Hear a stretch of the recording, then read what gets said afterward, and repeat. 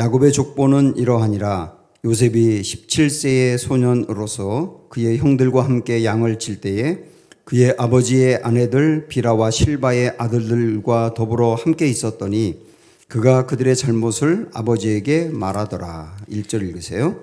요셉이 이끌려 애굽에 내려가매 바로의 신하 친위 대장 애굽 사람 보디벨이 그를 그리로 데려간 이스마엘 사람의 손에서 요셉을 사니라. 여호와께서 요셉과 함께 하심으로 그가 형통한 자가 되어 그의 주인 애굽 사람의 집에 있으니 그의 주인이 여호와께서 그와 함께 하심을 보며 또 여호와께서 그의 범사에 형통하게 하심을 보았더라. 요셉이 그의 주인에게 은혜를 입어 섬김에 그가 요셉을 가정 총무로 삼고 자기의 소유를 다 그의 손에 위탁하니 그가 요셉에게 자기의 집과 그의 모든 소유물을 주관하게 한 때부터 여호와께서 요셉을 위하여 그 애굽 사람의 집에 복을 내리심으로 여호와의 복이 그의 집과 밭에 있는 모든 소유에 미치니라. 같이 읽습니다. 주인이 그의 소유를 다 요셉의 손에 위탁하고 자기가 먹는 음식 외에는 간섭하지 아니하였더라. 요셉은 용모가 빼어나고 아름다웠더라. 아멘. 오늘이 설날입니다. 설날 가족들이 다 모이고 하다 보면 신앙이 얼마나 중요한지를 알게 되고 온 가족이 다 주님을 믿기를 간절히 소망하는 그런 기간이 되기도 합니다. 그래서 오늘 우리는 이 주일날 낮예배 쭉 이어서 보고 있는 것처럼 1세대 신앙이 2세대로 이어지고 2세대가 3세대, 오늘은 3세대가 4세대로 이어지는 그 신앙을 살펴보려고 합니다. 아브라함부터 시작했던 이 신앙이 2세대 이삭으로 그리고 3세대 야곱으로 그리고 오늘 4세대로 이어지는 과정을 보면서 우리 가정도 그렇게 되기를 꿈꾸는 시간이 되기를 소망합니다. 야곱에게는 12명의 아들이 있었죠. 그런데 12명 중에 야곱의 뒤를 이어서 신앙의 장자권을 얻은 사람이 누구죠? 신앙의 장자권, 실제 신앙의 장자, 이 장자로 이어간 사람이 누구냐 말이에요. 요셉이었어요. 오늘 우리 37장 2절 말씀을 먼저 볼까요? 야곱의 족보는 이러하니라 이렇게 출발했거든요. 자, 야곱의 족보를 이야기한다고 말하고 있습니다. 근데 보통 족보는 누가 누구를 낳고 또 누가 누구를 낳고 계속 이렇게 이어져가는 패턴이지 않습니까? 근데 여기는 야곱의 족보는 이러하니라 그러면서 그 다음에 요셉이 17세의 소년으로서 이렇게 출발하며 요셉 이야기를 하고 있어요. 독특한 표현을 하고 있는데 이것은 야곱의 족보, 야곱이 받았던 신앙의 장자권을 요셉이 이어받았다는 것을 강조하는 것이죠. 그 가정에 맏아들은 루벤이라고 하는 사람인데 그 사람이 이어받은 게 아니고요. 또 예수님의 족보를 이야기하고 있는 마태복음 1장에 보면 아브라함이 이삭을 낳고 이삭이 야곱을 낳고 야곱이 유다와 그의 형제를 낳고 이렇게 나와요. 그래서 유다가 야곱의 12아들 중에 유다가 예수님의 족보에서는 뭔가 장자권을 이어받은 것처럼 보이는데 그게 아닙니다. 예수님이 구약에서부터 유다 지파에서 태어난다는 것을 확인하고 강조하기 위해서 그 유다가 들어간 것이고 또 하나는 유다라고 하는 사람은 굉장히 불의했거든요. 그런데 불의한 그런 유다 같은 사람도 건져내고 구원하기 위해서 예수님이 오셨다는 것을 강조하기 위해서 유다가 들어간 것일 뿐 그가 장자는 아니었어요. 야곱의 뒤를 이은 장자는 요셉이었던 겁니다. 왜 요셉이 이 가정에 신앙의 유산을 이어받았느냐? 3세대 야곱이 어떻게 4세대 요셉으로 이어졌느냐? 왜 그랬느냐 할 때 잘은 모르겠습니다. 하나님이 그걸 결정하셨으니까요. 그러나 우리가 하나 헤아려 볼 수 있는 건 뭐냐면 요셉이 신앙을 얼마나 중요하게 여기는지 그리고 신앙의 힘으로 얼마나 그의 일상적인 삶에서 능력을 나타내며 살았는지 다시 말하면 신앙이 그의 실제 삶에 강력한 힘이 있었다는 거죠. 그런 것들로 요셉으로 넘어왔구나 하는 것을 헤아려 볼 수가 있습니다. 뭐 요셉이 애굽에서 총리 대신으로 아들들 중에 제일 성공했기 때문에 이어받았다? 그건 아니에요. 성경은 그런 것을 강조하는 것은 아닙니다.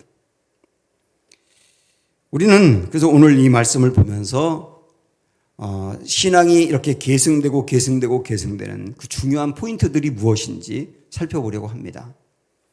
먼저 우리가 좀 알고 갔으면 좋은 게 뭐냐면 요셉은 굉장히 많은 고난을 당하거든요. 청소년 시기부터 17살부터 시작해가지고 노예로 팔립니다. 그리고 억울하게 옥살이를 합니다.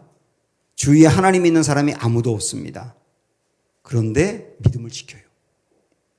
나중에 졸지에 총리 대신이라는 어마어마한 위치까지 올라가 성공합니다. 그리고 거의 평생을 그 성공 가도를 계속 달렸거든요. 그런데도 교만하지 않고 신앙이 흐트러짐이 없어요. 거의 100년을 쭉 이어가게 됩니다. 이것을 보면서 와, 참 놀랍다. 아니 17살까지 아버지와 함께 살다가 그 다음에는 혼자 신앙생활을 유지했는데 어떻게 이렇게 강건한 신앙을 가질 수 있었을까? 그러니까 한번 생각을 해봐요. 오늘 여기 말씀 보면 요셉이 17세였다 이렇게 나오잖아요. 요셉이 17세였을 때 성경 여기저기 이렇게 저기 살펴보면서 합산을 해보면 이삭이 이때 당시에 살아 있었고 이삭의 나이가 168세인 때입니다. 창세기 35장에 이삭이 죽었다는 얘기가 나오는데 그것은 이삭의 인생을 마감하기 위해서 거기에 기록한 것이지 실제 이 37장까지 이삭은 살아 있었고요. 168세였다고요. 그 이후에 12년을 더 살고 죽거든요. 그리고 아버지 야곱은 108세였어요.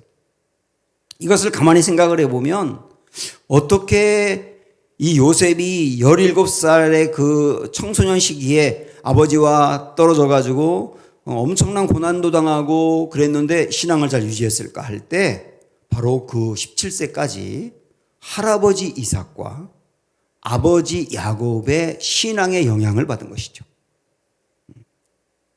굉장히 중요한 부분이죠.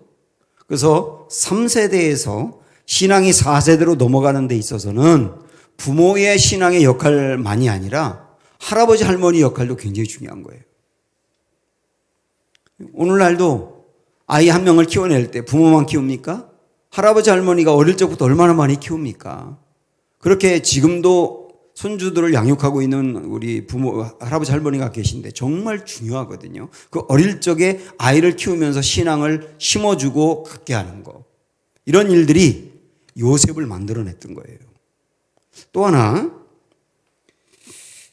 어릴 적에 특별히 요셉이 10대 때 성장한 그 신앙, 10대 때까지 훈련받은 그 신앙이 평생을 지켜주더라는 거예요. 17살 때까지 훈련받은 거거든요. 가정에서. 근데 그 신앙이 그 이후 100년을 지탱하게 한다니까요. 우리가 요즘 금요기도 시간에도 다니엘을 살펴보고 있는데요. 다니엘도 15살 정도 되는 나이에 친구들 몇 명과 바벨론으로 포로로 끌려갔습니다. 근데 이 친구들이 왕족들이거나 귀족의 자제였기 때문에 바벨론에서는 이 사람들을 바벨론의 인재로 길러내야 되겠다 하고 작정하고 훈련을 시키거든요. 그들에게 언어 훈련을 시켜요. 바벨론 언어를 가르치고 이름도 바벨론식으로 바꾸고 문화도 바벨론 문화에 익숙해지게 만들고 심지어는 신앙도 바벨론 신앙으로 심어줍니다. 그런데 15살 먹은 다니엘과 세 친구는 자기 신앙에 위배되는 일은 단호하게 거부합니다. 목숨을 걸고 거부를 해요. 내가 믿는 하나님 신앙에 위배되는 일입니다. 이건 안 합니다. 15살 먹은 아이들이 그런단 말이죠. 그것을 보면서 이 아이들이 여기 오기까지 어릴 적부터 어떤 신앙의 훈련을 받았는지 그리고 그 신앙의 훈련이 얼마나 중요한지를 알게 되지 않습니까? 다니엘은요, 그 이후에 계속 정치 무대에 있었고 나이 80 정도 되었을 때는 그 어마어마하게 넓은 페르시아 그 모든 정권의 2인자가 되거든요. 책임 총리가 됩니다. 그런데 그때까지 신앙이 흐트러짐이었어요. 그리고 이 다니엘을 끌어내리기 위해서 사람들이 여러 가지 방법으로 계략을 짜다가 왕 외에 다른 대상에게 기도하는 사람은 사자들의 밥이 되게 하겠다. 이렇게 왕의 조서가 찍히고 그걸 발표를 하거든요. 그런데도 다니엘은 창문을 열어놓고 기도하는 모습을 일부러 보여주면서 하나님께 기도해요. 그리고 사자굴에 들어가지만 살지 않습니까? 이 믿음을 보세요. 80년이 되는 동안 흔들림이 없는 믿음. 그리고 단호하게 지킬 것을 지켜내는 믿음. 이게 언제까지 길러졌느냐면 어릴 적부터 15년 동안 길러졌단 말이죠. 이렇게 본다면 우리들의 가정에서의 신앙교육, 그리고 교회에서 우리 다음 세대들을 가르치는 이 교육이 얼마나 중요한지 다시 한번 깨닫게 되고요. 지금부터 중요성을 갖고 시작을 해야 되는 부분이에요. 자, 우리 이런 기본적인 인식을 가지면서 4세대로 연결된 이 계승된 신앙이 얼마나 강력한 힘이 있는지 우리 한번 살펴보려고 합니다. 요셉 이야기를 통해서 그 두 가지를 보도록 하죠. 자, 첫 번째는 고난을 헤쳐내는 믿음이거든요. 고난을 헤쳐내는 믿음. 요셉은 어릴 적에 엄마가 돌아가셨어요. 동생 베냐민을 낳다가 엄마가 상고를 이기지 못하고 결국 죽었거든요. 그래서 어릴 적부터 엄마 사랑을 받지 못했습니다. 그게 너무 안타까워 보였는지 아버지 야곱이 유독 요셉을 편애를 했죠. 그거를 다른 형제들이 지켜보다가 계속 시기심을 갖게 되고 결국 요셉을 미워하게 됩니다. 급기야 형제들이 모의해서 이 요셉을 죽이기 위해서 깊은 구덩이 속에 가두거든요. 유다라는 형제가 야, 우리 그러지 말고 이렇게 죽이지 말고 차라리 저기 상인들이 가니까 저 상인들에게 이 아이 팔면 돈도 벌 수 있잖아. 그래가지고 이 아이를 건져서 팔게 되거든요. 유다가 아니었더라면 속절없이 그 구덩이에서 죽을 뻔했습니다. 그렇게 고난이 시작이 됐어요. 그리고 노예로 팔려간 곳이 어디냐면 애굽의 군대 장관인 보디발이라고 하는 사람의 집이었습니다. 거기서 노예로 살았어요. 이때 당시의 노예들은 짐승과 똑같았어요. 낙타 한 마리와 노예 한 명이 서로 맞바꾸는 일도 있었습니다. 하루 종일 죽어라 일만 해야 되고 주인이 종을 죽여도 법적으로 문제가 안 되는 때였고요. 아이를 낳으면 그 아이도 자동으로 노예가 되는 이런 때였습니다. 그런 생활을 10년을 한 거예요. 그가 장성하고 워낙 반듯하게 잘 사는 것을 그 보디발의 아내, 그 이상한 여자가 그걸 지켜보다가 마음에 요셉을 사랑하게 됩니다. 그래서 날마다 붙들고 동침하자고 요구를 해요. 그러나 요셉은 하나님을 경외하는 마음으로 유혹에 흔들리지 않거든요. 급기야 요셉을 사랑하던 그 사랑이 증오로 바뀌어서 이 여자가 모함을 해가지고 요셉이 나를 겁탈하려고 했다. 그러는 바람에 옥에 갇히게 되고 3년 동안 죽을 고생을 하게 됩니다. 이때 야곱의 옥살이가 어떠했는지 시편 105편에 보면 주석을 하고 있는데요. 보세요. 그의 발은 착고를 차고 그의 몸은 쇠사슬에 매였다. 이렇게 나와요. 그의 발은 착고에 차였다. 옴짝달싹 못할 정도로 거기 묶여 있었다는 얘기입니다. 여러분 베너라는 영화 보셨어요? 거기 보면 베너의 아내와 그리고 어머니가 지하 깊은 감옥에 갇히게 되고 햇빛이 하나도 들지 않는 그 감옥에서 나병이 생기고 간신히 연명할 정도의 먹을 것만 주면서 거기서 살아가는 모습을 보셨지요. 요셉이 갇혔던 감옥도 그러했을 겁니다. 죽을 고생을 한 거예요. 그리고 강간 미수범이라는 부끄러운 죄목을 갖고 옥살이를 하는 겁니다. 그래서 여기에 그의 몸은 쇠사슬에 매였다 그랬는데 여러분 이 성경에 보면 몸 옆에 그 주가 달려 있는데 혼이라고 나와 있어요. 실제 혼이라고 번역하는 게 낫다는 얘기죠. 그의 혼이 쇠사슬에 매였다는 겁니다. 그 말은 뭘까요? 혼비백산했다는 말이고 그의 혼이 완전히 정신이 나갔다는 뜻이에요. 이런 생활을 3년 동안 옥살이를 했단 말입니다. 제가 어릴 적에 우리 아버지가 저와 저희 형 안수하며 축복 기도를 많이 하셨는데 정말 많이 하셨던 축복 기도가 뭐냐면 하나님 우리 두 아들 요셉같이 되게 해 주십시오. 그러시더라고요. 저도 모르게 아멘 했죠. 세상에 나중에 알고 보니까 요셉은 인신매매 당해, 노예로 끌려가 죽을 고생해, 강간 미수범으로 옥살이해.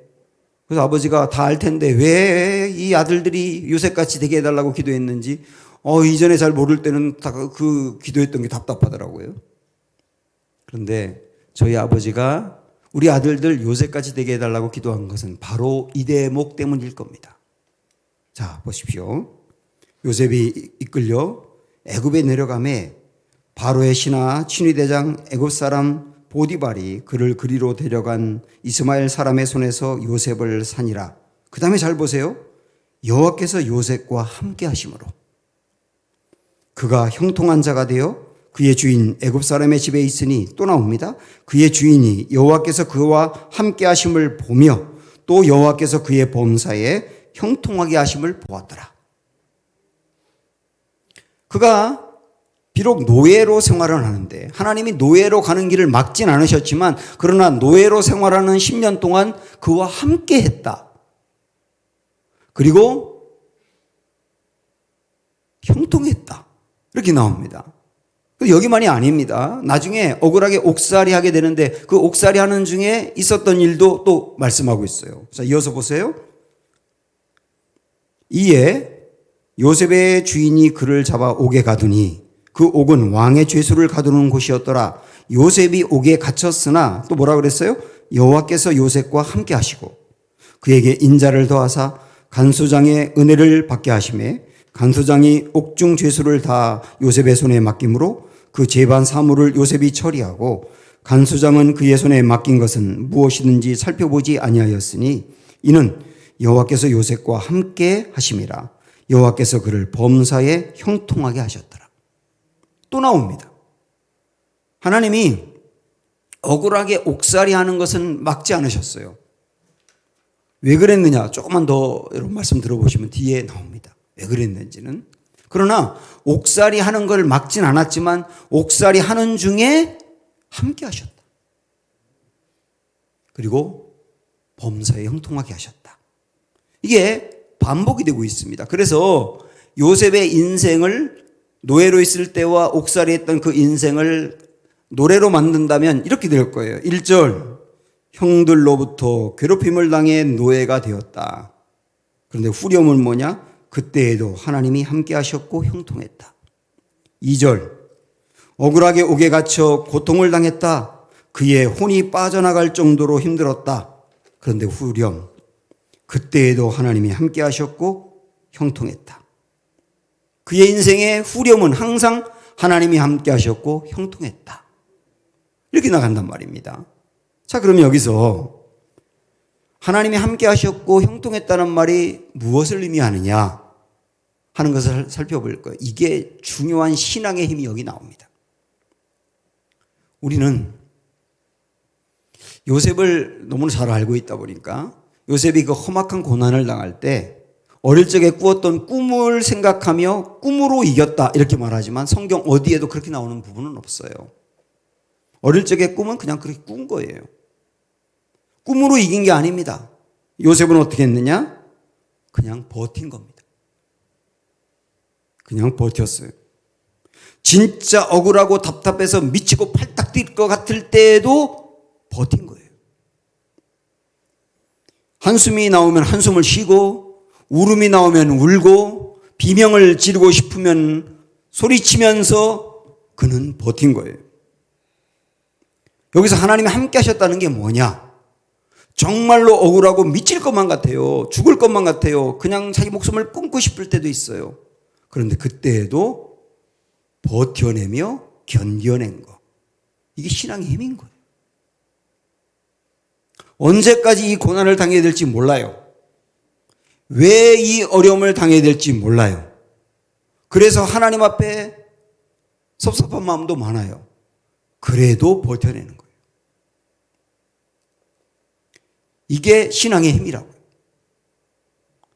빅터 프랭클이라고 하는 사람이 죽음의 수용소라고 하는 유명한 책을 썼는데요.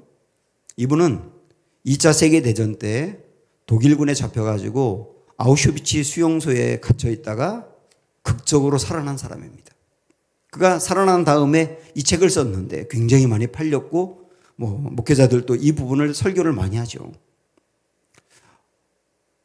이 프랭클은 그 수용소 안에서 여러 사람들을 지켜보면서 그도 끝까지 살아남는 사람이 누굴까 봤더니 분명한 꿈이 있는 사람이더라. 그리고 인생에 의미가 있는 사람이더라. 의미 있는 중요한 일을 남겨놓은 사람이더라. 그런 얘기를 했거든요. 예를 들어서 약혼을 했는데 결혼을 앞두고 잡혀왔어요. 그 사람은 꼭 살아남아서 나가가지고 결혼을 해야 되겠다라고 하는 중요한 꿈을 갖고 사는 사람은 살아났더라. 논문을 쓰다가 박사 논문을 완성하지 못했는데 반드시 나가서 그걸 완성해야 된다고 하는 꿈과 의미가 있는 사람은 살아나더라. 이러면서 여러 예를 들고 있어요. 의미 있는 얘기죠. 그런데 어떤 한 기자가 이분에게 이렇게 물어봤습니다. 당신은 솔직히 어떻게 끝까지 살아남았습니까? 아주 솔직히 얘기해 주세요. 그랬더니 그때 빅터 프랭클이 한 말이 이겁니다. 눈물과 한숨으로 이겨냈습니다. 할 수 없어서 버텼습니다. 근데 이게 뭔지 아세요? 이게 힘이에요. 요셉이 그 엄청난 고난을 당하면서도 끝까지 버틸 수 있었던 것은 신앙의 힘이라. 신앙의 힘. 결국 그 뒤에 어떻게 되는지 여러분 아시지 않습니까? 아까 우리가 봤던 시편 105편에 요셉의 이 고난에 대해서 이런 말씀을 또 이어서 하고 있습니다. 곧 여호와의 말씀이 응할 때까지라 그의 말씀이 그를 단련하였도다. 말씀이 그를 단련하였도다. 고난을 당해서 험악한 아픔 중에 있는 요셉을 단련했다. 이 말씀이 단련했다는 말은 하나님이 단련했다라고 봐도 괜찮아요. 하나님이 그 어마어마한 고난을 당하는 그 요셉을 견디게 하고 이기게 하고 버티게 하고 결국 그래서 그 과정들을 통하여 굉장히 강건한 사람으로 단련했다. 그런데 그 앞에 뭐라 그랬냐면 여호와의 말씀이 응할 때까지라 그랬거든요. 여호와의 말씀이 응할 때까지라고 하는 것은 이제 됐어, 이제 고난이 끝났어 라고 할 그때가 올 것을 소망하며 버티면서 단련이 되었다. 그래서 여러분 믿음이 대대로 계승될 때 그 힘이 얼마나 큰지, 이 험악한 고난 속에서도 끝까지 버텨내는 힘, 견뎌내는 힘, 이게 신앙의 힘이라고 하는 거예요. 이런 사람을 길러내야 된다. 우리 인생에도 지금까지도 그랬고 앞으로도 고난이 없다고 누가 단정할 수 있겠어요? 우리들의 자녀들도 고난 없이 평탄하게 탄탄대로를 걸으면 얼마나 좋겠습니까마는, 그러나 인생이 그렇습니까? 우리 자녀들에게도 정말로 부모가 너무나 가슴이 끊어질 정도로 큰 아픔을 겪을 수도 있어요. 중요한 거는 고난이 없도록 우리가 잘 만들어주는 것도 필요할 수 있지만 어떤 고난을 당했을 때도 요새까지 강건하게 버티어 승리하는 사람을 만들어주는 것, 이게 중요한 거예요. 이게 신앙의 힘이라고 하는 거예요. 또 하나, 요셉은 이렇게 고난을 이겨냈을 뿐만 아니라 또 하나 중요한 사명을 붙들고 사는 사람이었는데, 그게 뭐냐면 주변 사람을 유익하게 하는 사람이었던 거예요. 신앙이 아름답게 계승되는 사람에게 주어지는 이런 사명이 있어요. 주위 사람을 유익하게 하는 사람이에요. 요셉이 보디발의 집에서 종으로 있을 때 보디발이 요셉을 유심히 지켜봤거든요. 그러다가 이렇게 말합니다. 우리 5절을 한번 보세요. 이게 보디발이 하는 말입니다. 그가 요셉에게 자기의 집과 그의 모든 소유물을 주관하게 한 때부터 여호와께서 요셉을 위하여 그 애굽 사람의 집에 복을 내리심으로 여호와의 복이 그의 집과 밭에 있는 모든 소유에 미친지라. 보디발의 집이 복을 받았어요. 누구 때문에요? 요셉 때문에. 그러니까 요셉은 비록 노예로 있을 때에도 그의 신분은 노예지만 노예로 있는 그 집을 복받게 하는 사람이었다는 겁니다. 이게 바로 이 부분이 하나님이 요셉을 위해서 세워놓은 계획이에요. 요셉을 그런 사람으로 쓰겠다라고 하는 하나님의 계획이었습니다. 요셉이 어릴 적에 꿈을 꿨잖아요. 2번의 큰 꿈을 꿨는데 한 번은 곡식단이, 형들의 곡식단이 요셉의 곡식단을 향하여 이렇게 절하는 꿈을 꾸고, 2번째 꿈을 꿨는데 해와 달과 11개의 별이 요셉의 별을 향하여 또 절하는 꿈을 꿉니다. 이 신비로운 꿈이죠. 이 꿈은 결국 뭐냐면 앞으로 하나님이 요셉을 어떤 사람으로 만들 것인지에 대한 계획을 미리 보여준 거예요. 형들이 와서 절하는 사람으로 만들어주겠다는 게 아니라 나중에 우리가 알지 않습니까? 곡식이 다 떨어졌을 때 형들이 요셉에게 와서 절을 하면서 곡식을 달라고 해서 결국 형들의 굶어 죽을 상태인 형들을 먹여 살리는 사람이 됐다는 거죠. 그게 하나님이 요셉을 향하여 세워놓았던 계획입니다. 이 계획을 이루어가기 위해서 수많은 고난들이 필요했던 겁니다. 요셉이 형들에게 미움을 받아요. 그리고 노예로 끌려가서 10년 동안 노예로 고생해요. 억울하게 옥에 갇혀서 3년 동안 죽을 고생을 해요. 근데 이 과정들 하나하나는 다 하나님이 요셉을 향하여 이루려고 하는 계획을 이루어가는 퍼즐이었던 거예요.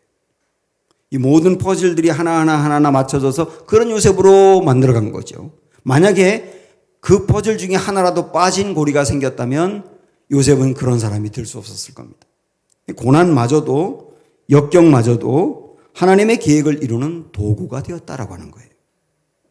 이렇게 본다면 하나님은 정말로 전지하신 분이시거든요. 우리 욥기에 있는 이 말씀을 한번 볼까요?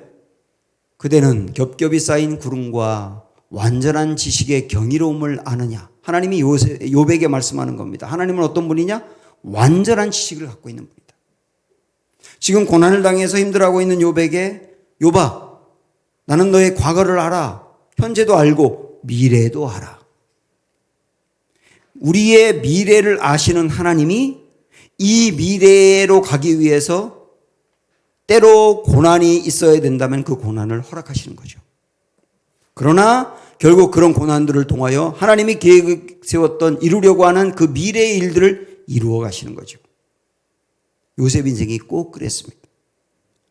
그래서 이런 과정을 통해서 요셉을 쓰시려는 하나님의 계획이 얼마나 아름답게 성취되었는지를 한번 우리 볼까요?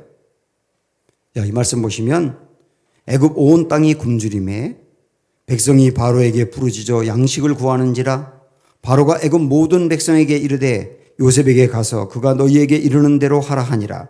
온 지면에 기근이 있음에 요셉이 모든 창고를 열고 애굽 백성에게 팔세 애굽 땅에 기근이 심하며 각국 백성도 양식을 사려고 애굽으로 돌아와 요셉에게 이르렀으니 기근이 온 세상에 심함이었더라.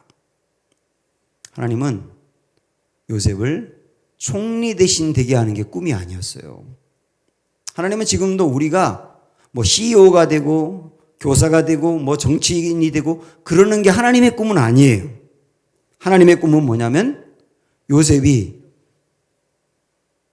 총리 대신이 되었을 때 나라를 잘 운영해 가지고 풍년이 있을 때 수많은 창고를 지어 가지고 거기에 양식을 저장한 거죠. 그리고 흉년이 들었을 때 먹을 것이 없어 사람들이 죽어갈 때 저장했던 그 양식을 하나하나 풀어서 사람들을 먹인 겁니다.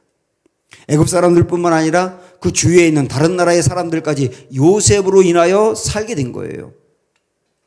저는 여기서 요셉의 창고라고 하는 말을 생각하게 됐어요. 여러분 한번 기억해 보세요. 요셉의 창고. 굶어 죽어가는 사람, 먹을 것이 없는 사람을 먹여서 살리는 창고가 요셉의 창고인 거죠. 그리고 하나님의 계획과 꿈은 그거였던 겁니다. 요셉을 그런 사람으로 만들어서 수많은 사람, 죽어가는 사람을 살리는 사람이 되게 할 거야. 이게 하나님의 꿈이었고 그 꿈을 이루어가는 과정에서는 총리 되신 정도의 자리에 올라가야만 일을 할 수 있기 때문에 하나님은 그 고난 과정들을 거쳐나가며 결국은 요셉을 그 자리까지 올리신 것이죠. 이 모습을 하나님은 지금 우리에게도 원하시는 거죠. 다른 사람을 복되게 하고 유익되게 하는 사람이 되라. 이게 그런데요, 요셉만이 아니라 아브라함 가정을 통해 하나님이 이루어 가시는 꿈이기도 했습니다. 우리 한번 믿음의 1세대인 아브라함부터 2세대 이삭, 3세대 야곱, 4세대 조금 아까 본 요셉까지 하나님이 모든 사람에게 똑같이 원했던 것들이 어떤 것인지를 한번 확인 한번 해볼게요. 자, 먼저 아브라함을 보면 하나님이 아브라함을 불렀을 때 이렇게 말씀하셨어요. 땅의 모든 족속이 너로 말미암아 복을 얻을 것이라. 아브라함아, 내가 너를 부른 이유가 뭔지 알아? 너로 인하여 땅의 모든 족속이 복을 얻는 거야. 나 그런 사람 세우려고 너를 불렀어. 이게 내 꿈이야. 그런데 그 꿈이 거기서 끝나지 않고 그 다음 세대로 계승이 되죠. 이삭을 보면 그랄이라고 하는 땅에 아비멜렉 왕이 이삭에게 찾아와서 이렇게 말합니다. 그들이 이르되 여호와께서 너와 함께 계심을 우리가 분명히 보았으므로 우리의 사이 곧 우리와 너 사이에 맹세하여 너와 계약을 맺으리라 말하였노라. 무슨 말이냐면 이삭이 그랄이라고 하는 땅에 살 때 그 왕인 아비멜렉이 이삭을 찾아와 가지고 이렇게 말하는 겁니다. 이삭, 여기 떠나지 마시오. 당신 꼭 우리와 함께 삽시다. 그 말은 왜 그렇게 말하느냐면 이삭이 자기들과 함께 살면서 자기들이 복 받은 것을 경험했기 때문에 이 사람 놓치면 복을 떠난다고 생각을 한 거예요. 아브라함의 복이 이삭의 복으로 이어지지 않았습니까? 자, 그 다음에 3세대인 야곱을 보면 이번에는 외삼촌인 라반이 야곱에게 떠나지 말라고 말리면서 하는 말이에요. 보세요. 라반이 그에게 이르되 여호와께서 너로 말미암아 내게 복 주신 줄을 내가 깨달았느니 내가 나를 사랑스럽게 여기거든 그대로 있으라. 가지 마. 그러는 거예요. 왜 가지 말라고 하는 겁니까? 너 때문에 내가 복 받았어. 내가 우리 집에 있는 동안 너 때문에 우리 집이 복을 받았어. 그러는 거예요. 자, 여러분 패턴이 똑같지 않습니까? 그러면서 요셉에게도 마찬가지잖아요. 요셉 때문에 보디발이 복을 받았다. 요셉 때문에 수많은 민족들이 먹을 것이 생겼고 굶어 죽지 않고 살게 되었다. 믿음이 계승되는 이 가정을 하나님이 어떤 사명을 주고 어떻게 쓰시는지를 보게 된단 말입니다. 어떤 사람이 그런 말을 했어요. 저의 꿈이라고 말하면서 이렇게 말하더라고요. 저의 소망은 다른 사람에게 선물이 되는 것입니다. 저의 소망은 다른 사람에게 선물이 되는 것입니다. 하나님은 요셉을 그런 사람으로 우뚝 세워 올리셨고, 그리고 이 요셉의 가정은 요셉을 그런 사람으로 키워냈습니다. 사랑하는 여러분, 이런 신앙의 힘으로 고난을 이겨내고 아름다운 사명을 감당하는 사람으로 우리의 자녀들도 키워내야 되지 않겠습니까? 우리 모든 가정에 이런 은혜가 흐르기를 주님의 이름으로 축원합니다.